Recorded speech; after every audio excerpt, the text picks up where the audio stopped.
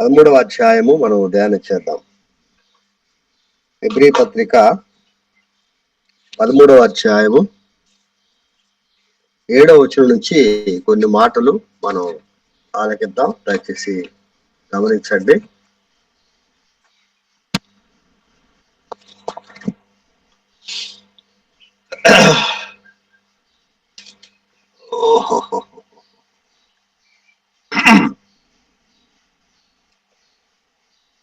మా చదువుతున్నారు ఎవరైనా చదవండి. హెబ్రీ పత్రిక 13వ అధ్యాయము 7వ వచనం నుంచి చదువుదాం. మీకు దేవుని వాక్యము బోధించి మీ పైన నాయకులుగా ఉన్న వారిని జ్ఞాపకము చేసుకొని వారి ప్రవర్తన ఫలమును శ్రద్ధగా తలంచుకొనుచు వారి విశ్వాసమును అనుసరించుడి. చాలు చాలు చాలు ప్రార్థన చేద్దామమ్మా. Thank you.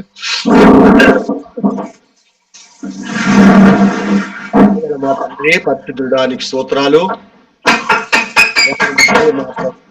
ఉదయకాల సమయమందు కరుణా కటాక్షములు తోడుగా ఉంచి బలపరిచి ఆయన మరొక శ్రేష్టమైన దినం మాకు ఇచ్చారు. మీకే స్తోత్రాలు ప్రభువా, మీ వందనాలు ఆయన. ఉదయకాల సమయమందు ఇప్పటి వరకు మీ బిడ్డలు మా ప్రభా చక్కని కీర్తనలు ఆలపించారు. మీకే స్తోత్రాలు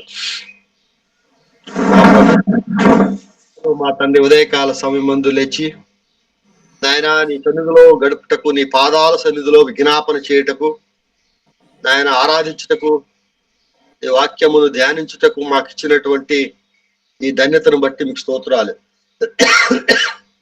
ప్రభువా. మీరే సహాయం చేయండి, కనికరించండి.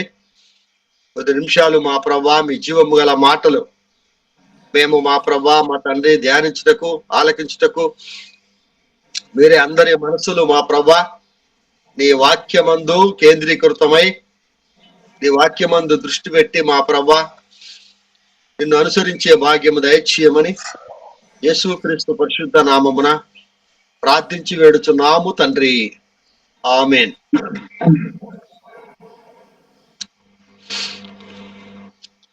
వీళ్ళారా, హెబ్రీలకు రాసిన ఈ పత్రికలో 11, 12, 13 అధ్యాయాలు విశ్వాసులను గురించి, విశ్వాసం యొక్క ఆ యొక్క పరిధిని గురించి ఇందులో చాలా మందిని జ్ఞాపకం చేశాడు. అందుకని అప్పుడప్పుడు చెప్తూ ఉంటా నేను. ఈ యొక్క హెబ్రీ పత్రిక 11వ అధ్యాయము, అందులో చాలా మంది విశ్వాసులు కనిపిస్తారు. వారు మామూలు విశ్వాసులు కాదు. వాళ్ళు విశ్వాసములో పండిపోయిన వారు, విశ్వాసములో త్యాగాలు చేసిన వారు, విశ్వాస వీరులు అని అంటారు. విశ్వాసములో రాజులు, విశ్వాస వీరులు వీళ్ళు. అంటే అంతగా దేవుణ్ణి నమ్మి వెంబడించిన వారు, నమ్మి వదిలిపెట్టిన వారు కాదు, విడిచిపెట్టిన వారు కాదు. వీళ్ళు నామకార్థంగా నమ్మల. వారు దేవుని యొక్క సన్నిధానంలో విశ్వాసములో ఎంతో బలమైనటువంటి విశ్వాసుల్ని అక్కడ మనకి చూపిస్తూ ఉంటాడు. అంచేత ఈ విశ్వాసుల పట్టిక ఇది బైబిల్ అంతట్లో. ఆ పట్టికలో కొన్ని విషయాలు మాట్లాడుతూ అపోస్తున్నటువంటి పౌలు ఈ యొక్క 13వ అధ్యాయములో వాళ్ళందరినీ జ్ఞాపకం చేసిన తర్వాత కొన్ని మాటలు సంఘాలకి మనకి కూడా జ్ఞాపకం చేస్తూ ఉన్నాడు. వాళ్ళు అలా విశ్వాసంలో ఉన్నారు, విశ్వాసములో వర్ధిల్లారు, విశ్వాసంలో ఆస్వాదించబడ్డారు, వాళ్ళు ఫలాలు పొందారు. అయితే వారితో పాటు కొత్త నిబంధనలో కూడా కొంతమంది పరిచారకులు, సేవకులు, బోధకులు, విశ్వాసులైనటువంటి వారు ఎంతో ప్రయాసపడ్డారు. అవన్నిటిని జ్ఞాపకం చేసుకుని పౌలు ఇక్కడ 7వ వచనంలో కొన్ని వచనాలు మనకి జ్ఞాపకం చేస్తూ ఉన్నాడు. ఏమంటున్నాడు 7వ వచనము?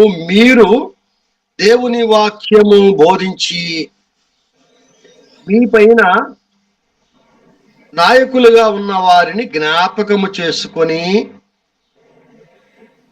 వారి ప్రవర్తనా ఫలమును శ్రద్ధగా తలంచుకొంచు వారి విశ్వాసమును అనుసరించుడి. వినాలి, ఈ మాటలు వినాలి జాగ్రత్తగా. దేవుని యొక్క మాటలు వినాలి జాగ్రత్తగా. ఏమంటే వారి ప్రవర్తనా ఫలమును. ఎవరి ప్రవర్తన? విశ్వాసులైన వారి ప్రవర్తన, గనులైన వారి ప్రవర్తన. విశ్వాసములో ఎంతో ఎదిగినటువంటి విశ్వాసులు. అక్కడ మనం వెనకాల అధ్యాయాలు చూసాం. మనం 11, 12 అధ్యాయాల్లో విశ్వాసులు ఎలాంటి వారో చూసాం. వాళ్ళు ఎంత గొప్ప విశ్వాసులు అంటే 12వ అధ్యాయంలో కనపడ్డారంట వాళ్ళందరూ. ఎలా కనపడ్డారు? ఇంత గొప్ప సాక్షి, చదవండి ఎవరైనా. ఇంత గొప్ప సాక్షి సమూహము మేఘము వలె మనలను ఆవరించి ఉన్నందున మనము కూడా ప్రతి భారమును సులువుగా చిక్కులబెట్టు పాపమును విడిచిపెట్టి విశ్వాసమున కర్తయు దానిని కొనసాగించు వాడునైనా యేసు వైపు చూచుచు మన ఎదుట ఉంచబడిన పందెములో ఓపికతో పరిగెత్తుదము. అది ఏంటి మరి? వారి యొక్క విశ్వాస ఫలాన్ని మనం ఏం చూడాలి అంటే ఇక్కడ అంటున్నాడు, మనము ప్రతి భారమును సులువుగా చిక్కులు పెట్టు పాపమును విడిచిపెట్టి విశ్వాసమునకు కర్తయు దాన్ని కొనసాగించు వాడైన యేసు వైపు చూచుచు మన ఎదుట ఉంచబడిన పందెముల ఓపికతో పరిగెత్తాము. ఓపికతో పరిగెత్తాము అంటున్నాడు ఇక్కడ. విశ్వాసులు అంటే ఏమిటి? ఎవరి విశ్వాసులు? విశ్వాసుల యొక్క ఫలాలు ఏమిటి? విశ్వాసుల యొక్క ఫలాలు ఏమిటి? విశ్వాసుల యొక్క ఫలాలు అంటే ఎట్లా ఉంటాయి? వారి యొక్క మాటల ఫలాలు ఎలా ఉంటాయి? వారి యొక్క జీవిత ఫలాలు ఎలా ఉన్నాయి? ఒక వ్యక్తి జీవించాడు, భూలోకంలో పుట్టాడు, జీవించాడు. ఏమిటి ఫలం? ఏం ప్రయోజనం? ఆ ఫలాలు, ఆ ప్రయోజనాలని మనము జ్ఞాపకం చేసుకోవాలి. ఎవరి ఫలాలు? ఎవరి యొక్క విశ్వాసము అంటే ఇక్కడ అంటున్నాడు, విశ్వాసులైనటువంటి వారు, నాయకులైనటువంటి వారు, ఈ హెబ్రీ పత్రిక 11వ అధ్యాయంలో ఉన్నటువంటి వారందరినీ వారి యొక్క ఫలాలు ఏమిటి? అలాగే కొత్త నిబంధనలో అపోస్తుల యొక్క ఫలాలు, అపోస్తులు వారి యొక్క విశ్వాస ఫలాలు మనం జ్ఞాపకం చేసుకోవాలి. వారి నడిచిన నడక ఫలాలు, వారి జీవించిన జీవిత ఫలాలు. ఇక్కడ అదే అంటున్నాడు. ఏమంటున్నాడంటే, మీరు 7వ వచనము హెబ్రీ పత్రిక 13:7లో మీరు దేవుని వాక్యమును బోధించి మీ పైన నాయకులుగా ఉన్న వారిని జ్ఞాపకము చేసుకొని వారి ప్రవర్తనా ఫలమును, అంటే కింద ఒక వాక్యం, కింద నోట్లో ఒక చిన్న అంకె ఇచ్చాడు, అది నాకు కనపడట్లేదు. ఎంత ఉంది ఆ వాక్యం? చిన్న మాట. ఎన్నో వచనం? అది 4 అనుకుంటా. ఆ వచనంలో మనం చూస్తూ ఉంటాము. ప్రవర్తన ఫలమును అంటే ఏమన్నాడు? దేవుని యొక్క వాక్యంలో మనం గమనిస్తే ఆయన చక్కని మాట అన్నాడు. మాదిరి ఫలాలు కదా, అవి మన జ్ఞాపకం చేసుకోవాలి. ప్రవర్తనా ఫలము, విశ్వాసులైనటువంటి వారు వారి ఫలాలు, విశ్వాసములో వారు ఎదుగుతూ ఉన్నప్పుడు, విశ్వాసములో వారు 30 60 100 ఫలిస్తూ ఉన్నప్పుడు కదా, వారి ఫలాలు మనకి కనపడతాయి. వారి ఫలాలు మనకు కనపడతాయి. ఆ ఫలాలను మనం జ్ఞాపకం చేసుకోవాలి. ఆ ఫలాల వైపు మనం చూడాలి. వారి విశ్వాసమును అనుసరించుడి కదా, వారి ప్రవర్తనా ఫలమును శ్రద్ధగా తలంచుకొనుచు వారి విశ్వాసమును అనుసరించుడి. వారి యొక్క విశ్వాసమును అనుసరించుడి. అవునండి, విశ్వాసులైనటువంటి వారు మనకి మాదిరిగా ఉండాలి. మన యొక్క ప్రవర్తనలో, మన యొక్క మాటలో, మన యొక్క ఆరాధనలో, మన యొక్క భక్తి జీవితంలో మాదిరి లేకపోతే మన విశ్వాసము ఎవరికి ప్రయోజనము? మన భక్తి మన కుటుంబంలో, మన సంఘంలో ఎవరికి ప్రయోజనము? ఎవరు వారు మనల్ని మాదిరిగా తీసుకుంటారు? ఏ విషయంలో మాదిరిగా తీసుకుంటారు అనేది మనం ఆలోచించాలి. ఉదయకాల సమయమందు మన విశ్వాస జీవితాన్ని గురించి, మన యొక్క మాదిరిని గురించి మనం ఆలోచన చేయాలి. శ్రద్ధగా ఏమంటాడు? విశ్వాసం ఎలా చూడంటా ఏమన్నాడు ఇక్కడ? వారి ప్రవర్తనను ఫలమును శ్రద్ధగా తలంచుకోండి. అది ప్రవర్తన ముఖ్యం కదా. విశ్వాసులకి దేవుణ్ణి నమ్మడం వేరు, విశ్వసించటం వేరు, ఆరాధించటం వేరు. ఇదంతా కూడా మరి ఒక ఎత్తు అయితే, ప్రవర్తన చాలా ప్రాముఖ్యం. విశ్వాసులైనటువంటి వారు మన ప్రవర్తన జాగ్రత్తగా ఉండాలి. ప్రతి ఒక్కరి ప్రవర్తన బైబిల్లో చెప్పాడు కదా.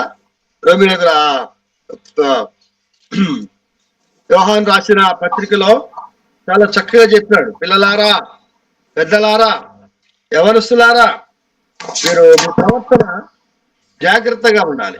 మీ ప్రవర్తన జాగ్రత్తగా ఉండాలి. ఎందుకంటే ప్రవర్తనలో మనము ఎంతో జాగ్రత్తగా మనము కాపాడుకునే వారిగా ఉండాలి అని అంటున్నాడు కదా. 2వ అధ్యాయము యోహాను రాసిన మొదటి పత్రిక 2వ అధ్యాయం మొదటి నుంచి మనం చదివితే చక్కగా అన్నాడు కదా. నా చిన్న పిల్లలారా, మీరు పాపం చేయకుండుటకై ఈ సంగతులను మీకు రాయిచున్నాను. ఎవడైనను పాపం చేసిన ఎడల నీతిమంతుడైన యేసుక్రీస్తు అను ఉత్తరవాది తండ్రి యొద్ద మనకున్నాడు. ఆయన మన పాపములకు శాంతికరమై ఉన్నాడు. చాలు చాలు చాలు చాలు కదా. దేవుని యొక్క వాక్యంలో మనం గమనించినప్పుడు దైవ సన్నిధిలో, దేవుని యొక్క సన్నిధానములో జాగ్రత్తగా చూసి నడుచుకోవాలి. 3వ అధ్యాయము మొదటి నుంచి కూడా చూద్దాం. 1 పేతురు, ఇందులో 1 యోహాను 3వ అధ్యాయము. మనము దేవుని పిల్లలమని పిలువబడినట్లు తండ్రి మన కట్టి ప్రేమను అనుగ్రహించెను చూడుడి. మనము దేవుని పిల్లలమే. ఈ హేతు చేత లోకము మనలను ఎరుగదు, ఏలయనగా అది మనను ఎరగలేదు.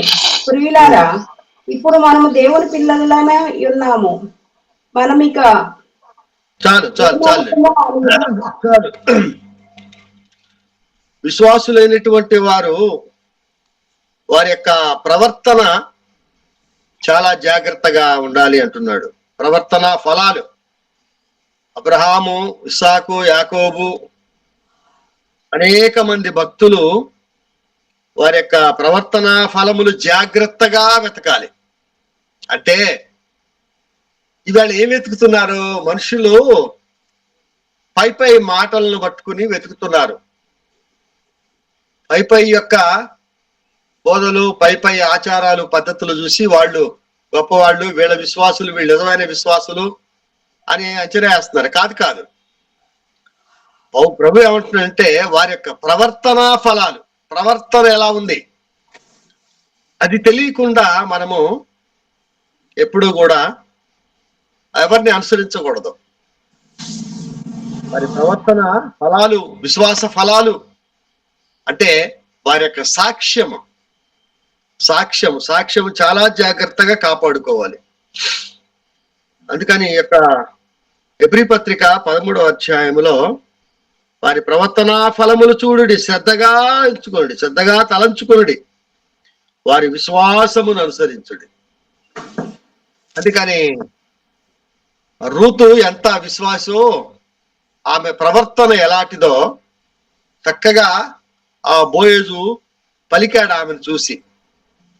ఏమని పలికాడు? రూతు, నువ్వు నీ యొక్క ప్రవర్తన, నీ యొక్క మాటలు, నీ యొక్క పనితీరు చూస్తుంటే నీ యొక్క పనితీరు చూస్తుంటే మునుపటి ప్రవర్తన కంటే ఇప్పటి ప్రవర్తన మరీ ఎక్కువైంది. చక్కని సాక్ష్యము కలిగి జీవిస్తున్నావు. అది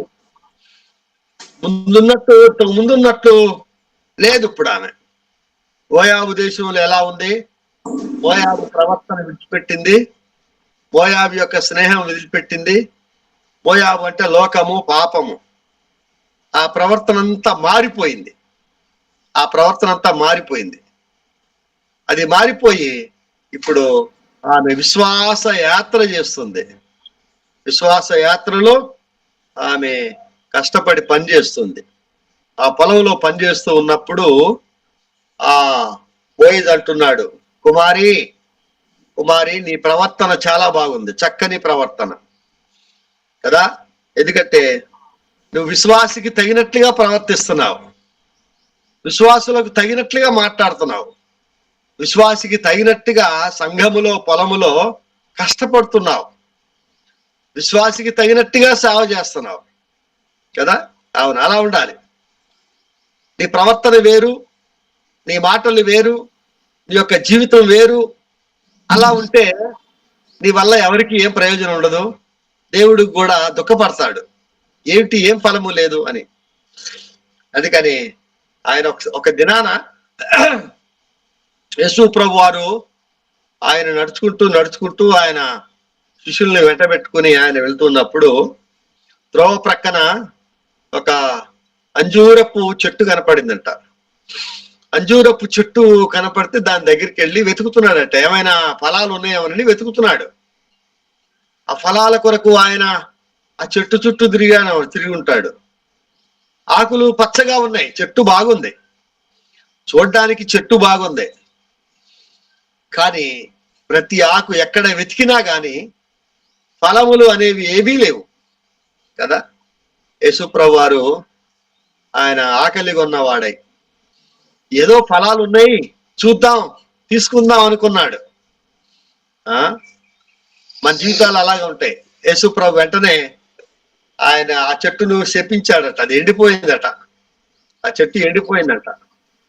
ఫలములు లేని చెట్టు ఏదో ఒక దినాన ఎండిపోద్ది, ఎవరికి ప్రయోజనం ఉండదు కదా.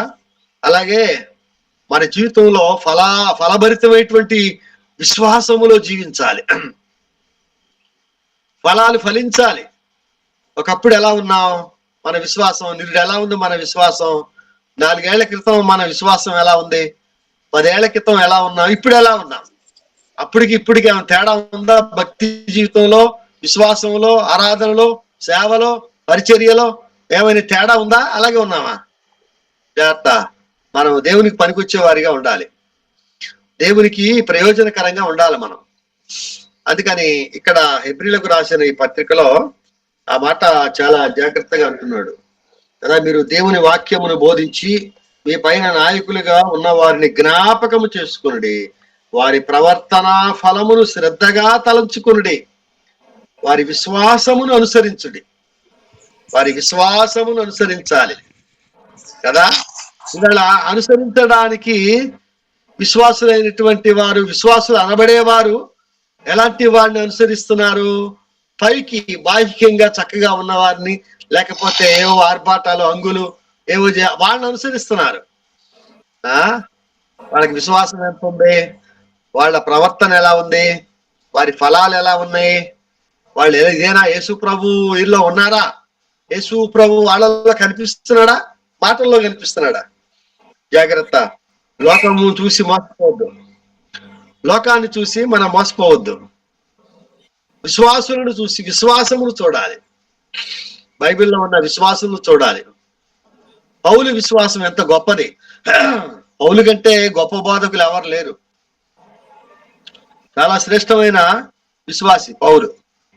పేతురు బైబిల్లో ఉన్నటువంటి వారిని మనం అనుసరించాలి, కానీ లోకములో ఉన్నవారు మనకి వారి యొక్క విశ్వాసాన్ని మనం చూడాలి, ప్రవర్తన చూడాలి. అది శ్రద్ధ కలిగి ఉండాలి. ఎందుకంటే దేవుని యొక్క వాక్యంలో ఒక మాట మనం చూస్తూ ఉంటాము. ఏమంటాడు ఆయన? దేవుని నిర్గమకాండము 19వ అధ్యాయంలో మనందరికి తెలుసు. నిర్గమ 19:5 చూడండి. 19:5 ఏమంటున్నాడు అక్కడ? నిర్గమకాండము 19వ అధ్యాయము 5. కాగా మీరు నా మాట శ్రద్ధగా విని నా మాట నా నిబంధనను అనుసరించి నడిచిన ఎడల మీరు సమస్త దేశ జిల్లలో నాకు స్వకీయ సంపాద్యమగుదురు. చాలు చాలు చాలు కదా. అది ప్రవర్తన ఫలము అంటే ఏమిటి? ప్రభు అంటున్నాడు, మీరు నా మాట శ్రద్ధగా వినాలి, విని అనుసరించాలి. వింటాం కాదు, అనుసరించాలి. యేసు ప్రభు వారు అదే అంటాడు. యేసు ప్రభు వారు మత్తయి సువార్తలో 16వ అధ్యాయం 24లో యేసు ప్రభు వారు శిష్యులను చూసి వారిని గురించి చాలా చక్కని మాట అన్నాడు. 16:24 చూడండి. ఏమంటున్నాడు ఆయన? యేసు ప్రభు స్వయంగా చెప్పిన మాట. 16:24. అప్పుడు యేసు తన శిష్యులను చూచి, ఎవడైనను నన్ను వెంబడింపకూడిన ఎడల తన్ను తాను ఉపేక్షించుకొని తన సిలువనెత్తుకొని నన్ను వెంబడింపవలెను. చాలు చాలు. ఏమన్నాడు అక్కడ? చక్కగా వెంబడించటం అంటే ఏమిటి? వెంబడించటం అంటే ఊరికే నెలకోసారి గుడికి వచ్చి పోవడం కాదు. లేకపోతే మనకి ఇంటి దగ్గర ఆదివారం ఇంటి దగ్గర ఉంటారు కొంతమంది, మరి ఎట్లా ఉంటారో అర్థం కాదు. చాలా అలక్ష్యంగా గుళ్ళో ఆరాధన జరుగుతుంటే ఇంట్లో అశ్రద్ధగా ఉంటారు. అదే నా ప్రవర్తన ఫలము. విశ్వాసులైనటువంటి వారు దేవుని యొక్క సన్నిధానములో మన విశ్వాసం ఏంటో, మన ఫలాలు ఏమిటో, మన యొక్క భక్తి ఏమిటో అందరూ కనిపెడతారు, చూస్తారు. ఆ ఫలాలు చూస్తారు అందరూ. అందుచేత మనం దేవుని యొక్క వాక్యంలో యేసు ప్రభు అంటున్నాడు, వెంబడించుడి కదా. మీరు నన్ను వెంబడించాలి, సిలువను ఎత్తుకుని వెంబడించండి. సిలువ అంటే శ్రమ, బాధ, కష్టం ఉంది. అయినా మన విశ్వాసాన్ని మనం వెల్లడి చేసుకోవాలి. మనకి ఎంత విశ్వాసం ఉందో క్రియల ద్వారా రూతు వలె మనము వెల్లడి చేయాలి, పౌలు వలె వెల్లడి చేయాలి. అందుకని తెస్సలోనికీయులకు రాసిన మొదటి పత్రికలో 2వ అధ్యాయంలో 13వ వచనంలో ఏమంటాడు పౌలు? ఈ పౌలే అంటాడు, మొదటి తెస్సలోనికీయులకు రాసిన పత్రిక 2వ అధ్యాయము 13వ వచనంలో అంటాడు. ఏమంటున్నాడంటే, మీరు ఉన్నది ఉన్నట్లుగా వాక్యమును అంగీకరించి మానక వాక్యమందు శ్వాసము ఉంచితే అది మీకు కార్యసిద్ధి అవుతుంది అంటాడు. దేవుని యొక్క 2:13 మొదటి తెస్సలోనికీయులకు చాలా చక్కని మాట. అది పౌలు మనకి జ్ఞాపకం చేస్తూ ఉంటాడు. మొదటి తెస్సలోనికీయులకు రాసిన పత్రిక 2వ అధ్యాయము 13లో మనం మాట చూస్తూ ఉంటాము. ఆ హేతువు చేతను మీరు దేవుని గూర్చిన వర్తమాన వాక్యము మా వలన అంగీకరించినప్పుడు మనుష్యుల వాక్యమని ఎంచక అది నిజముగా ఉన్నట్టు దేవుని వాక్యమని దాన్ని అంగీకరించితిరి కనుక మేమును మానక దేవునికి కృతజ్ఞతాస్తుతులు చెల్లించుచున్నాము. అవును కదా. మానక దేవునికి కృతజ్ఞతాస్తుతులు చెల్లిస్తున్నాను. ఎందుకని? దేవుని యొక్క వాక్యము, బైబిల్లో ఉన్నటువంటి వాక్యము ఉన్నది ఉన్నట్టుగా, వాక్యము ఉన్నది ఉన్నట్టుగా నమ్మాలి. ఎవరైనా ఏదైనా బోధించారనుకోండి, ఎవరైనా ఎక్కడైనా చెప్పారనుకోండి, అది వాక్యములో ఉన్నది ఉన్నట్టుగా వాళ్ళు బోధిస్తున్నారా, లేకపోతే దాన్ని తిప్పి చెప్తున్నారా? మభ్యపెట్టి చెప్తారు చాలా మంది వాక్యాన్ని. అలా చెప్పకూడదు. అలాంటి వాడిని మనం వెంబడించకూడదు. వారిలో విశ్వాస ఫలాలు ఉండవు. విశ్వాసులమైన మనము దేవుని యొక్క వాక్యములో విశ్వాస ఫలాలు, విశ్వాసమును అనుసరించాలి. అందుకని పేతురు మొదటి పేతురులో ఆయన చక్కగా అంటాడు. మొదటి పేతురులో 3వ అధ్యాయము 2 మొదటి పేతురు 2వ అధ్యాయంలో 21వ వచనంలో చూస్తే, క్రీస్తు కూడా మీ కొరకు బాధపడి మీరు తన అడుగుజాడల యందు నడుచుకున్నట్లు మీకు మాదిరి ఉంచిపోయెను. యేసుప్రభు వారు మనందరికి మాదిరి. ఏం మాదిరి? ఆయన అడుగుజాడలు ఏమిటి? క్రీస్తు మీ కొరకు బాధపడిన మాదిరి. బాధలే మాదిరి. చాలా మందికి ఏంటి మాదిరి అంటే, వాళ్ళు బాగా పైకి వచ్చారు, సంపాదించారు మాదిరి, బాగా ఉన్నారు, తింటున్నారు, బాగున్నారు. అదే ఆ మాదిరి చూసుకునేది మనం. అది కాదు.